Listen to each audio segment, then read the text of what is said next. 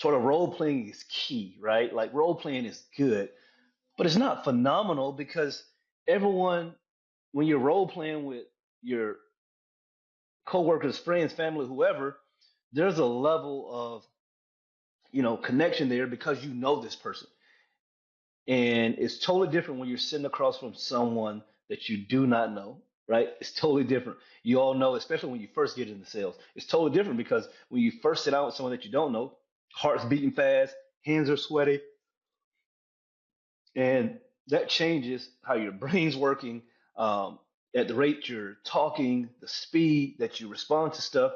So I believe that you have to have some structure so that you can sort of take all of those things out so your salespeople can really feel prepared. You're an inspiration to our entire organization. Welcome to the Gym Marketing Made Simple podcast. We're going to be talking the done-for-you marketing and sales strategies proven to work with boutique fitness gyms to increase quality lead flow and grow your revenue. Don't try to be a professional marketer and waste tons of money. Let the experts at Lasso do it for you. And now, here are your hosts, Blake Ruff and Sherman Merricks. All right, guys, here we go. Another episode of Gym Marketing Made Simple, guys. Today I'm flying solo. I wanted to jump on and really talk about, you know, the sales process when these folks come into your gym. You know, if I had to pick a title for this, it would be, selling is coaching, right? Like it's really that simple because if you can really coach someone when they first come through the door. When I say coach, doesn't necessarily mean give them a workout. If you can help them see the solutions to their problems or how they've made mistakes in the past, they're ready to get going, right? I believe a lot of people use, uh, price as the big objective when it's really not. Now, price is important for some people, but is not for everyone, right? So when we talk about sales, a lot of times, people, one of the main false beliefs that we hear is, oh, I don't want to come off as pushy, right? And you're not if you're genuinely trying to help someone, right? All the years of having my gym, I prided myself on like, this is not going to be a hard close. Same thing with Lasso, right? If anyone's talked to us and not signed up, they'll vouch that, oh no, there's not a hard close, right? And there's nothing wrong with a hard close if that's what you decide works for you. But for us at Lasso, working with gym owners, that's not really our thing. Doesn't feel great for us. Doesn't really get the solution we want because if we push you, sign up, and at the first sign of turbulence, you're gonna be mad at us, right? Same thing in the gym. When you push and push someone and something doesn't go exactly how they want, they're gonna come back to you and say, "Well, you told me this, right? You told me this." So, a lot of times, guys and girls are really struggling with sales because of the false belief of, "Well, I just don't want to be pushy," or um, they have a fear of rejection, right? They're afraid someone's going to tell them no, which that's something I've never struggled with, but I know a lot of people that do, right? But what if they tell me no, and then we got to get into, um, objections and all of that, and if I have to convince them they're just not the right client, guys, it is there's too much competition these days for you to say, well, they weren't ready to go when they first came in the door, so let them keep going, right? That's not how it works, right? People are looking for you to be the expert, and once you prove yourself, then they're like, okay, I trust them. Let's get going, right? So I believe that fear of rejection is another big issue that really hurts people in the sales process. Uh, the next one is a lack of structure, right? There's normally set up in many of these gyms that we work with. There's someone that is one or two people that are pretty good at sales, right? They have a way that they're doing it. And then everyone else is sort of figuring out doing it their way. But the best teams, they have a structure around the way that everyone does it. Now, when I say structure, it just means everyone's following the same template, right? Everyone sort of knows what to expect. You can sort of plug anyone in and they can sort of follow the structure. It's not a rigid structure, but it gives everyone framework and parameters to work with. So that just makes it easier. It calms everything down. That's why, you know, we were just talking the other day. I believe that sort of role playing is key, right? Like role playing is good, but it's not phenomenal because everyone, when you're role playing with your coworkers, friends, family, whoever, there's a level of, connection there because you know this person. And it's totally different when you're sitting across from someone that you do not know, right? It's totally different. You all know, especially when you first get into sales, it's totally different because when you first sit down with someone that you don't know, heart's beating fast, hands are sweaty, and that changes how your brain's working, um, at the rate you're talking, the speed that you respond to stuff. So I believe that you have to have some structure so that you can sort of take all of those things out so your salespeople can really feel prepared, right? And it's okay not to be, again, it's about community. We hear that often, but it's okay not to be everyone's friend, right? If you sit down with someone and you realize this person is not going to be a fit here, just tell them, right? Or or if you don't, if you're not confident enough to say, hey, I don't think you would be a good fit here, that's totally fine.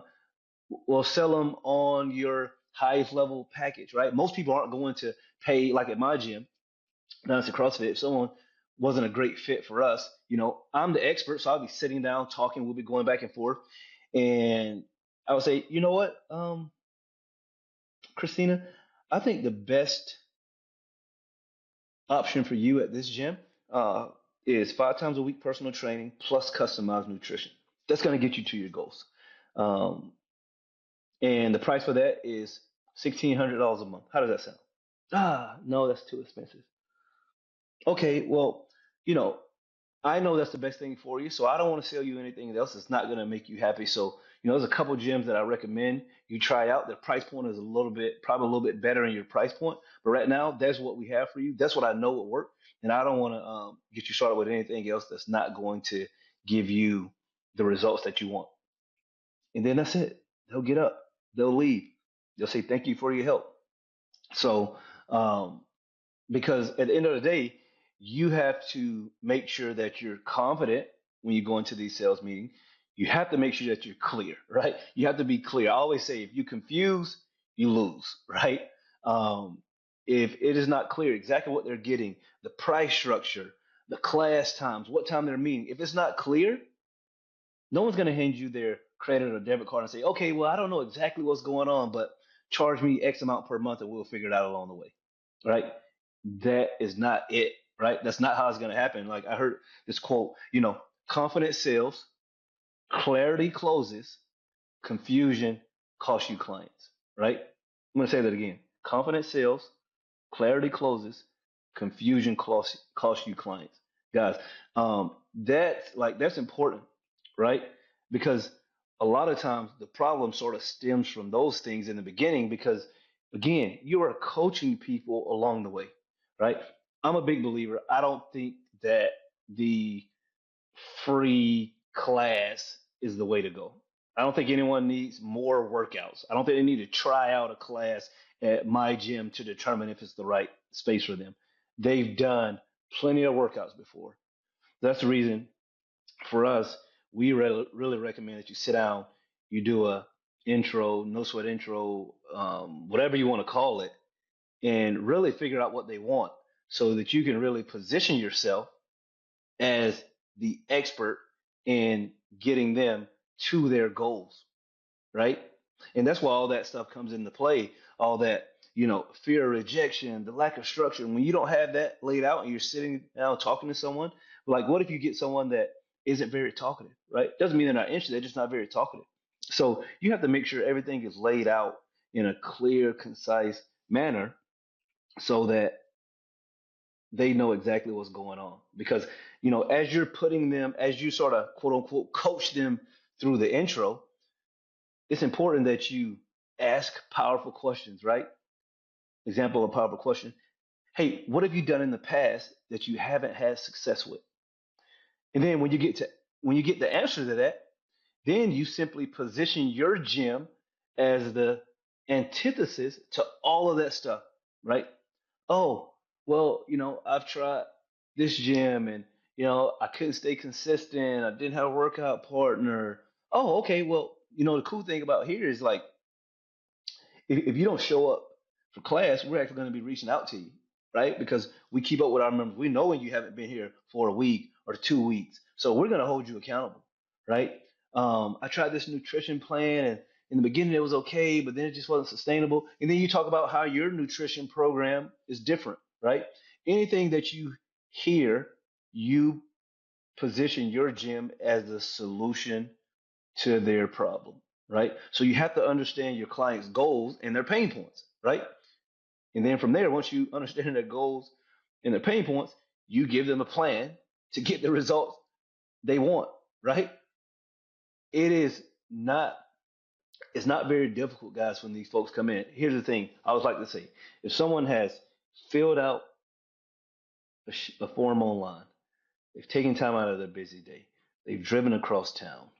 Now they're sitting down with a stranger for the most part, and they're telling you details about their life, their weight, stuff like that.